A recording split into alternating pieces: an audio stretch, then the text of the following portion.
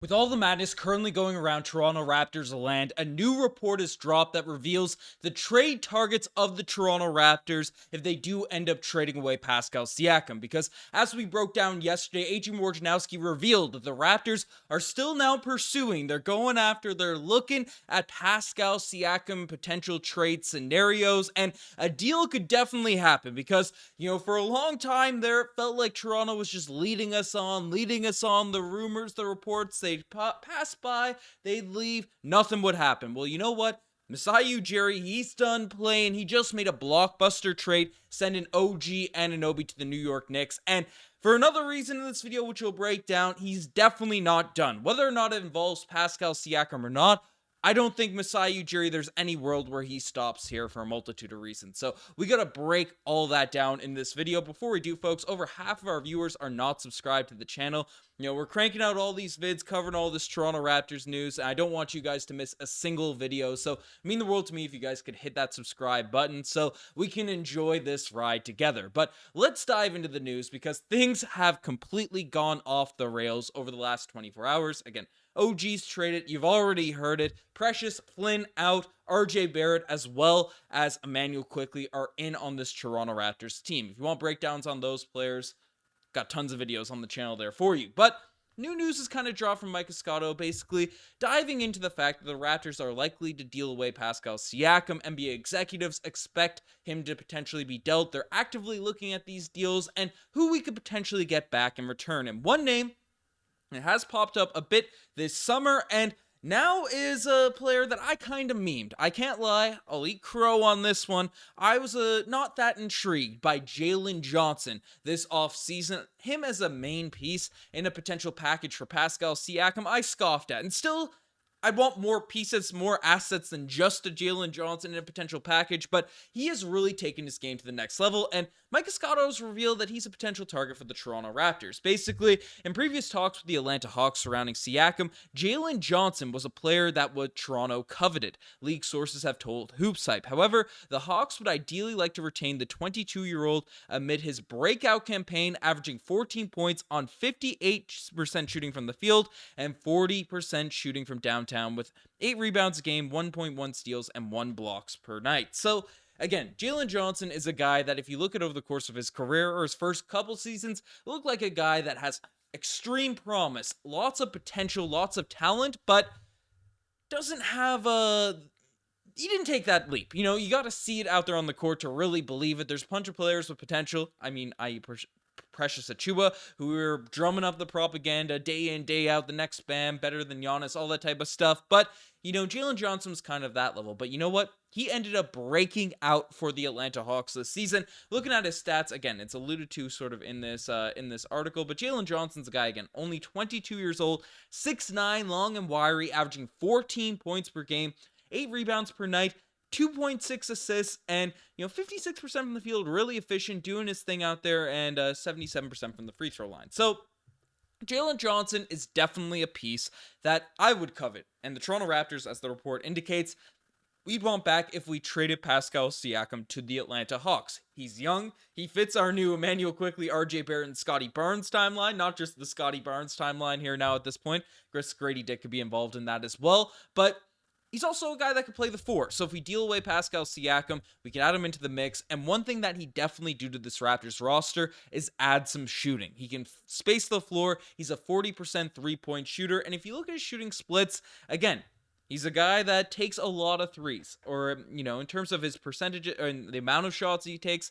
the distribution in terms of shots that he's taking, about close to 30%. It's gone down a little bit this season, but, 28% of his shots in the games are from behind the three-point line, and he's shooting close to 40% from behind the three-point stripe. So a guy that spaces the floor, he can finish it inside. He's not taking many middies or anything like that. So it's either at the rim or around the three-point line. A nice 3-and-D player, for the Toronto Raptors if we were to make a deal with the Atlanta Hawks. So again, that's pretty intriguing. That's a pretty cool asset to pick up. But the Hawks, again, are hesitant to throw him in. But he's a piece that would need to be in an Atlanta Hawks deal along with more. Jaylen Johnson, again, the potential's there, all that type of stuff, but he's not going to be a guy that's ever at the level of Pascal Siakam in terms of creating a shot, being that sort of star on a team. The potential isn't really there for Jaylen Johnson to break out along those lines. So to break up this graph again, if you look at the amount of shots that his buckets are assisted on the far right side of this graph,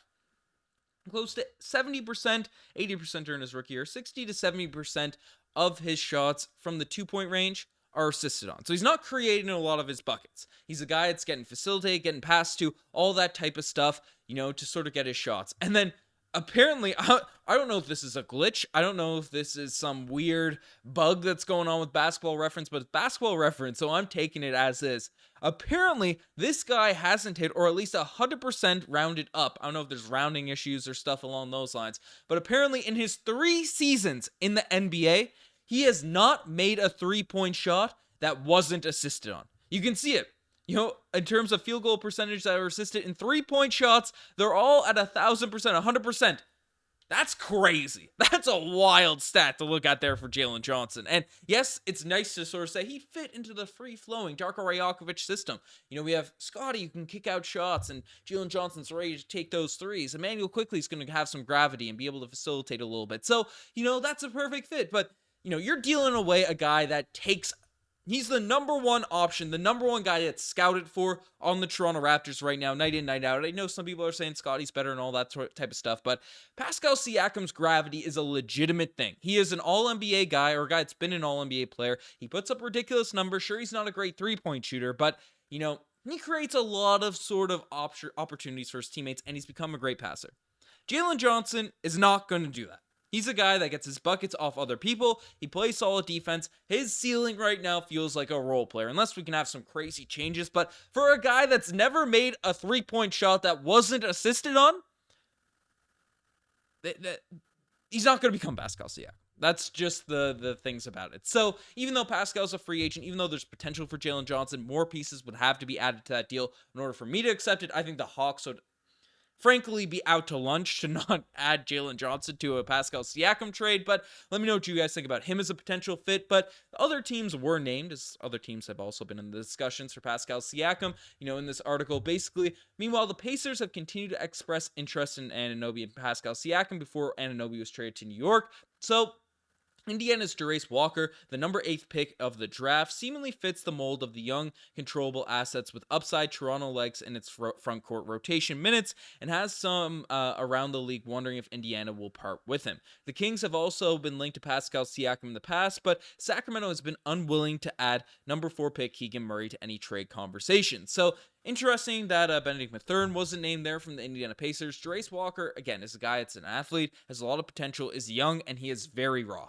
So that's a couple years down the line. I feel like with Masai Ujiri's moves, instead of going for draft capital, instead of going, the complete future route, bringing in RJ Barrett and Emmanuel Quickley, who are young, but also can produce kind of right now, I don't think a Jarace Walker is probably going to be a piece that Masai Ujiri is highly coveting. Maybe I'm wrong. Maybe the Pacers also have a lot of draft picks, and it's been reported previously that the Pacers are confident that they'd be able to resign any player that they sort of bring in. Now, the Pacers have been on a little bit of a cold streak, so maybe their confidence is waning a little bit despite their really strong in-season tournament run about keeping a guy like Pascal Siakam if he does inevitably get traded to the team. But I feel like if we're trading with the Pacers, Mathurin has to be involved in that, maybe an Andrew Nembhard. Probably not Nembhard at this point since we have Quickley and Schroeder, but I'm not that high on Jarace Walker, but Keegan Murray is a player that I would be most interested in terms of the 3 players that were named in this most recent article from Mike Escato. So it's lots of stuff happening, lots of crazy stuff going on. The camera might look different. My camera broke. I think I've been making too many videos. I'm not sure if it's broken or not, but my regular camera is not in the right spot, so I had to break out the backup one, but hope this all ends up recording fine. But folks, we're going to keep rolling. We're going to keep bringing you guys the news, the latest on the Toronto Raptors as we enter the storm. So it means the world to me. If you made it this far in the video, you can keep it up to date to hit that subscribe button. We're sending this Raptors Digest channel to the moon, baby. Anyways, I'm signing out. Cheers.